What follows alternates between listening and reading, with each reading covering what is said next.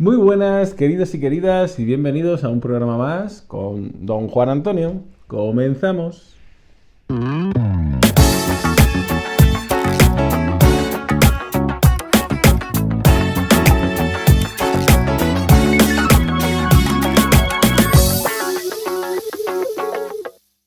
Muy buenas, ¿qué tal? ¿Cómo estamos? Ya estamos en otro programa más de don Juan Antonio.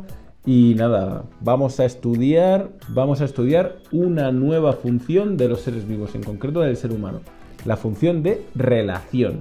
Recuerdan que hablo mucho en el superesquema de cómo está la relación, la nutrición y la reproducción como las tres funciones vitales, características de los seres vivos, y en concreto del ser humano, evidentemente, y que vamos a ir viéndolas en estos vídeos. Hoy en concreto nos centramos en los receptores. ¿Qué es la relación? Pues es la capacidad de recibir estímulos, de coordinar una respuesta y de realizar esa respuesta. Eso sería la relación, y para eso necesitamos receptores, a los que llamamos sentidos, sistema de coordinación, como puede ser el sistema endocrino y el sistema nervioso, que también lo vamos a ver, y los efectores, que son los encargados de realizar esa respuesta. Sencillo, ¿verdad? Recuerden, cojan lápiz, papel, el ordenador, lo que necesiten y vayan apuntando las preguntas que les voy a dar, que son las preguntas del examen, y sus contestaciones, y así seguro tenemos el aprobado. Y si estudiamos un poquito más, sacamos nota. También recordarles que todo esto lo tienen, las preguntas de examen, todo lo que hago, los podcasts, los directos, todo está en la web y en las aplicaciones de don Juan Antonio, tanto en iOS como en Android, y también en donjuanantonio.com. Bueno, pues hechas las presentaciones, vamos a empezar con los receptores. Podemos clasificarlos de dos maneras, según el origen del estímulo o bien según la naturaleza del estímulo. Según el origen del estímulo hablamos de estímulos externos, entonces será esteroreceptores. Efectivamente, pues son los sentidos, los que conocemos, que son los que hablaremos de ellos pormenorizadamente. Y luego tenemos los interoreceptores, que son los receptores internos, en los cuales, bueno, pues cómo sabemos que nos hacemos pipí, cómo sabemos que nos está doliendo el estómago, esos son los interoreceptores. Los del dolor, los nociceptores, los que nos ayudan a saber dónde está nuestra posición de los músculos y los huesos, los propioceptores. Bien, y luego tenemos la clasificación, que es la que conocemos habitualmente, que son según la naturaleza del estímulo. Si el estímulo es la luz, es decir, si yo lo que me llega es luz, evidentemente el sentido es la vista, pero el receptor se llama fotorreceptor. Si el estímulo es mecánico, pues mecanoreceptor, como pueden ser en el tacto o puede ser en el oído, efectivamente. Y luego si es químico, pues será quimioreceptor, y serán los sentidos como el olfato y el gusto los que estén llenos de esos quimioreceptores. Luego también tenemos los denominados termorreceptores, que nos sirven para saber si las cosas están calientes, y los nociceptores, que esos son los sensores del dolor. Bueno, no creo que sea complicado, también es pura lógica. Entonces, una vez que ya tenemos todos los receptores, pues ahora vamos a hablar cómo se agrupan, y se agrupan en los sentidos. Y ahora vamos a ir hablando de los diferentes sentidos. Dos cosas importantes que van a entrar en el examen. La primera es la anatomía de ese sentido, de qué partes está compuesto, y la otra es esa funcionalidad, cómo realizan su función. Es decir, si es un fotorreceptor, si ese fotorreceptor pertenece al sentido de la vista, pues cómo se realiza la visión, cómo se obtienen las imágenes, cómo se transforma en impulso nervioso, dónde se decodifican. Eso es lo que tenemos que saber para el examen. Pues yo creo que es muy sencillo. Entonces vamos a empezar por el primer sentido, que es el sentido de la vista, donde hay fotorreceptores. ¿Y qué tenemos que ver? Su anatomía. Fácil. ¿De qué está compuesto? Tanto el ojo como los órganos accesorios, los que protegen al ojo. ¿Empezamos por los que protegen al ojo? Bien, tenemos párpado, que nos permite regular la cantidad de luz y evitar que nos den objetos, ¿no? Por eso cuando nos tiran algo cerramos los ojos. Tenemos las pestañas y las cejas, que aparte de para estar bonitos y que nos enmarque la cara y nos den personalidad, pues también sirven para evitar que entre polvo.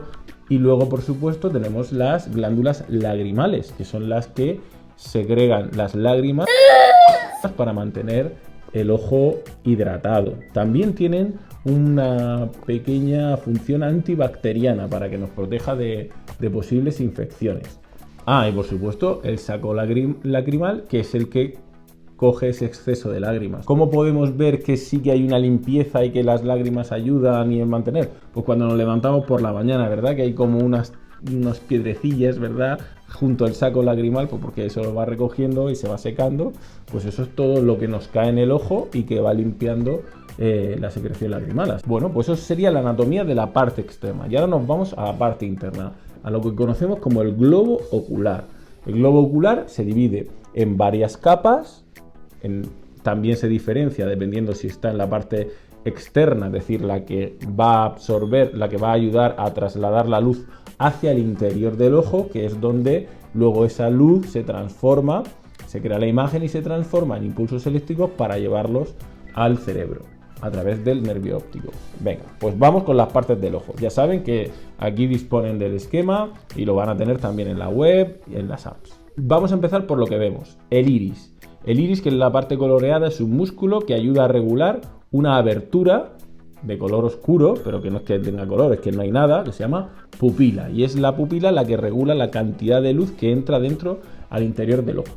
¿Sí? La córnea, que es una parte externa transparente que ahí ayuda a que pase la luz.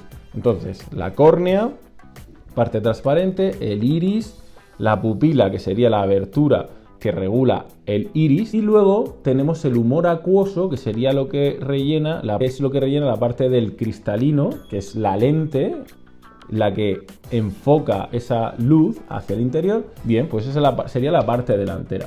Ya saben que si esto está recubierto por una membrana blanca, si yo giro el ojo para allá o para allá, pues se ve. Esa membrana blanca protectora es la esclerótica. Después tenemos la coroides, que está muy vascularizada, es decir, que lleva vasos sanguíneos para nutrir al ojo.